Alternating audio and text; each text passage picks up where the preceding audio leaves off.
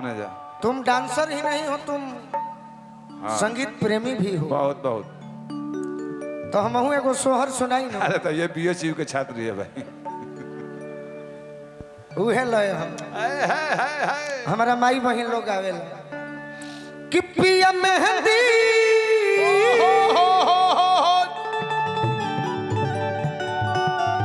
अरे ले आ तो मोती झील से। टिंकू बाबा आपका ध्यान किधर है? हम इधर हैं। जाई के साइकिल से एक जानी को हतारीनु किस तरीका से कहो तरी कि मन पारे खाए के नमकीन पिया तो सर्वदीन पिया मन खाए करे के नमकीन पिया तो सर्वदीन पिया। मन पारे खाए के नमकीन पिया तो सर्वदीन पिया। बाबू साहेब तो सर्वदीन पिया। मन पारे मन पारे खाए के नमकीन पिया तो सर्वदीन पिया।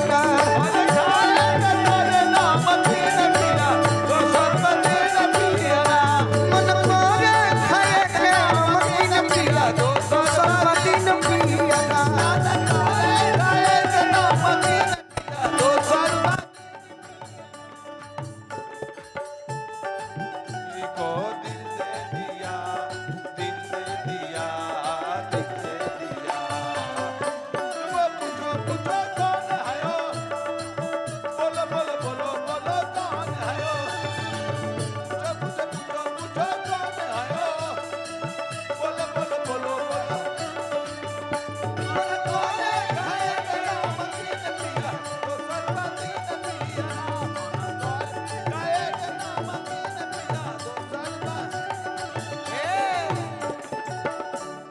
सिंह कंस्ट्रक्शन बाबू साहेब जी हमरा के प्रोग्राम से पहले भी 500 रुपया दिले रहनी। गाना पर भी देनी भैया के बहुत। प्रोग्राम खत्म भइला पे 1100 देबो के कहत तारी कि शुभ बाट समाचार छवा चलो तपा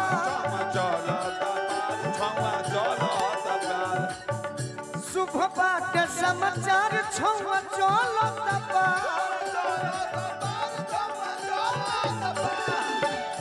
ओ बाबा की बात हो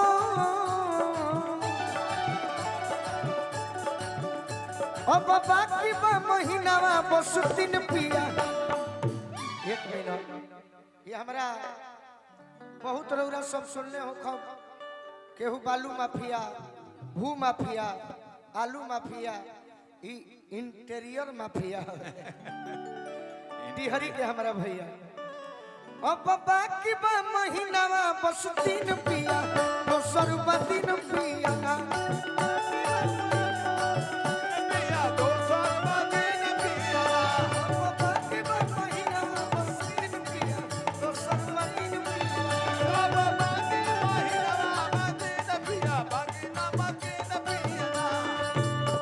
अरे काहे के यार प्यार कोइलू हो बदनामी करो काहे के यार प्यार कोइलू हो बदनामी करो। पापा भी रोहनी पड़ी दोनों कोइलू पापा भी रोहनी पड़ी दोनों कोइलू। अरे मैसेज मैसेज भेजवलू हो बदनामी करो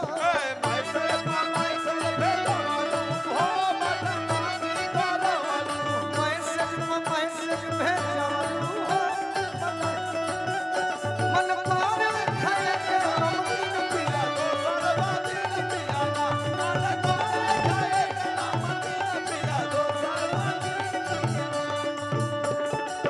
कहतारी का कहतारी हो अम्मा को रसगुल ही काम बहस करे के यारा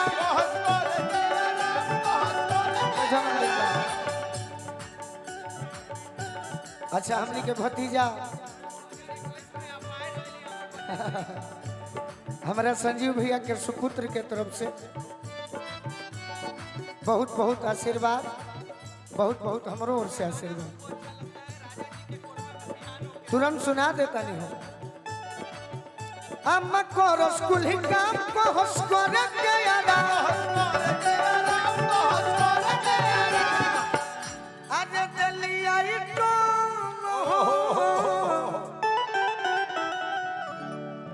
कि दलिया इटो बना के भिन्न भिन्न दलिया इटो बना के भिन्न भिन्न दोसर बाती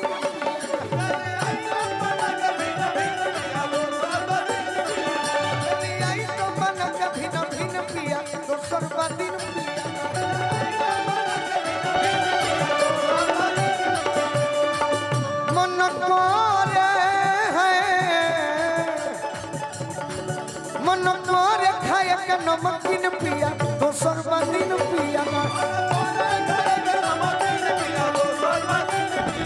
मन करे खाए के नमकीन पिया।